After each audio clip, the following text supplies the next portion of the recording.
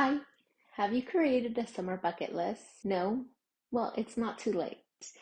I haven't either. Hi, my name is Rosamaria. I'm a career coach for young professionals, first gen professionals, and I've never created a summer bucket list. And so that's how I want to spend my summer, checking off things from a well thought out bucket list. If you're interested in doing the same, watch the video and hit the like button. I know it's the tail end of July, and it might feel like the summer is almost over.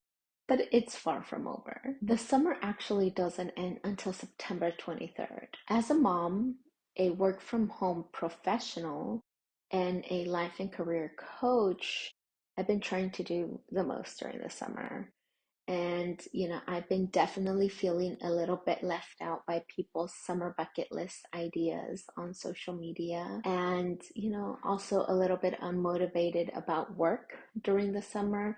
Things seem to feel a lot slower because people are on vacation, are taking PTO time, and, generally less responsive over the summertime. So your energy definitely takes a hit from not being able to get things done quickly. So I decided to create a bucket list for the last 2 weeks of July because in my mind, the summer ends at the end of July.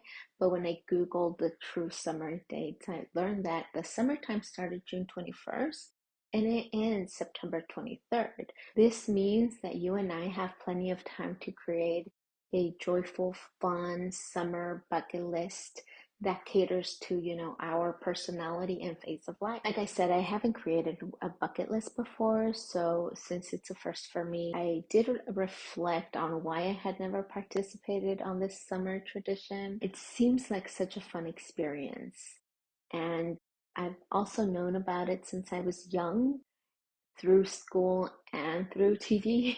After a lot of thinking, self reflection, and evaluating, I found my reason, and it is a sad one. But I know first gens and highly responsible young adults will relate. Unfortunately, it boils down to the fact that as a first gen college student and first gen professional, I've never really given myself permission to do the enjoyable activities of the summertime. Most of my happy memories during the summer are kind of happenstances, something that presented itself, or maybe somebody else organized an event or created the space for a fun experience. I've never been the lead on fun experiences or activities, which is a profound realization.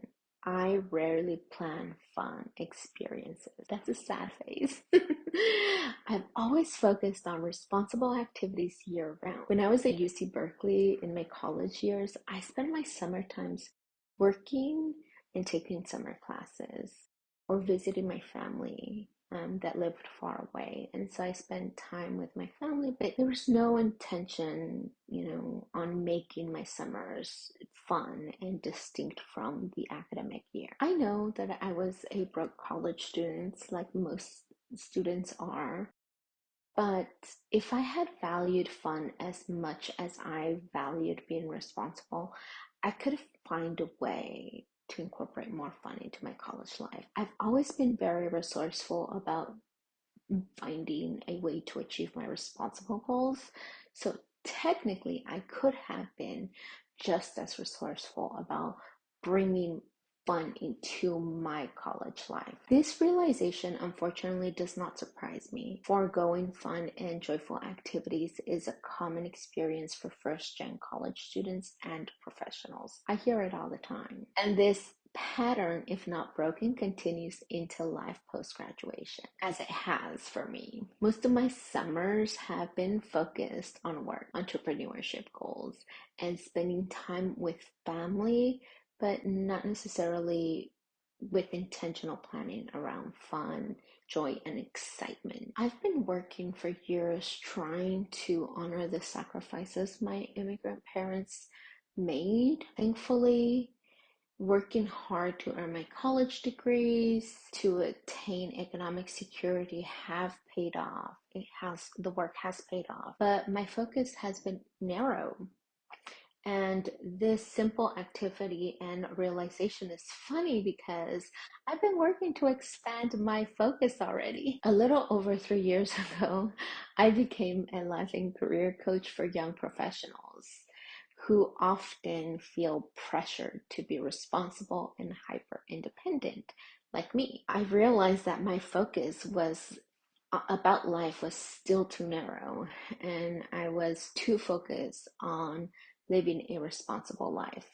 And I wanted more for myself, but I also wanted more for the young first gen professionals graduating college and jumping into the workforce with my same mindset. I don't regret my path to economic security, but I now know that I could have carved a path filled with more fun, joy, and excitement early on in my career. And now I'm a mom to a 3-year-old daughter, and this feeling of being too responsible is at the top of my mind constantly. When I'm working and she starts dancing and she wants my undivided attention, I force myself to join the dance party. No, but it's hard. My brain must consciously say, this is what you've worked for. To be home with your daughter and to enjoy the small moments your parents couldn't. I have been thinking of ways to bring more joy and adventure into my life so that my daughter has a more balanced perspective about adulting, and I've been working through that. Since I've been on this path, I think that's why my brain registered this summer bucket list activity and experience. I'm glad that I found another example of my responsible nature and how my first gen experience continues to impact all aspects of my life. If you have an example of doing this and want to share, kind of foregoing an opportunity because you're being too responsible, let us know in the comments. I'd love to hear. Let's get loose a little bit during the summertime with a bucket list. I'll share my summer bucket list, and I'll also share some ideas that you could consider for your own bucket list. But remember that your bucket list should reflect your personality, interests, hobbies, and stage of life. You don't need to add activities that don't align with who you are or that don't align with your values. So don't let other people's bucket list ideas on social media discourage you. There is no wrong way to make a summer bucket list. In fact, here are some ways you can execute this concept. One, you can go the traditional route. You set up a traditional summer long list of activities that you would ideally like to accomplish during the summer, and you kind of cross them off as you complete them. There's no pressure to complete them all. You can, star some that you really want to do, and you could do a bingo card where you select a few and then you stamp them once you do them. If you're more adventurous, you can do a surprise me summer jar where you kind of write all of your bucket lists on paper. You fold the paper and you put it in the jar, and you take one out either daily or on a specific day of the week. That would bring a little bit more adventure to them. If doing a bucket list that has too many activities is a little bit too much for you, you can create a summer specialized list. So instead of doing big things, you can choose one topic and go deep on that activity. So say you're a bookworm and you have a pile of unread books, you can turn that into a summer bucket list. Maybe you want to read a number of books from your pile of unread books, and you can connect them to locations. Maybe one day you want to read at the park, another day at a coffee shop, at the beach. You can, get creative. You could also join your library reading challenge. They usually have them during the summer. If you're more into movies and shows, then you can do the same and watch movies you haven't had time to watch and binge watch shows that you haven't had time to do. You can invite friends to watch specific movies with you because they remind you of them. You can build a calendar around that as well. Or you can go the educational route and learn a skill or multiple skills. Maybe you want to learn to sew, knit, or garden.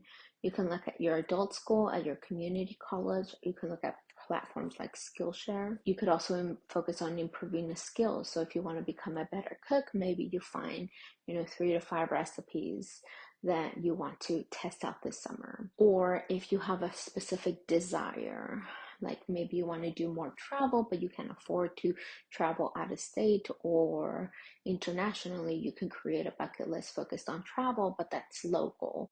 And that brings in kind of the different joys of travel by doing, virtual adventures, connecting with people in different states. Like I said, there's no wrong way to make a summer bucket list. My summer bucket list is not going to be super adventurous because I've got a 3-year-old at home and other barriers to consider. One of those barriers is not having a second car. So it'll be harder for me to go and do things without a car. I'm waiting for the used car market to stabilize before purchasing a second car because there's no time to get into debt. So let's get started. Pause the video, go grab a paper and a pen or pencil, or print out the summertime bucket list or bingo card below. So the criteria for a summer bucket list is really let it reflect your personality, your interests, your hobbies, your stage of life, and you can add any other criteria. So if money is an issue, you could make it focus on affordable things that you can do. This is my summer bucket list, and the 3 things that I would like to get done is watch the Barbie movie alone, which I already did. I want to go to the UC Berkeley campus and take some photos with my daughter. And I also want to finish a Procreate course. There's a lot more here that I would like to accomplish, but that will be enough if I can do those 3 things. Here's a list of ideas that you can pull from to create your own bucket list. And you can kind of take a moment and screenshot them. So local, enjoying your region, enjoying movement, crafts, ideas. Classes are always a fun way to spend the summer and learning something new. Socializing with people who share your same values, and then focusing on family-friendly activities, even if you don't have children. One way that I'm going to memorialize the summertime 2023 summer bucket list is by taking photos or video as I complete these tasks. And I'll bring them back to share what it was like, any kind of like thoughts and insights and learnings. And so hopefully I have a fun video to share with you in September. If I do complete my list beforehand, I will share it before September 21st. Okay? Well, good luck, have fun, and follow if you want to get more videos and notifications. Talk soon.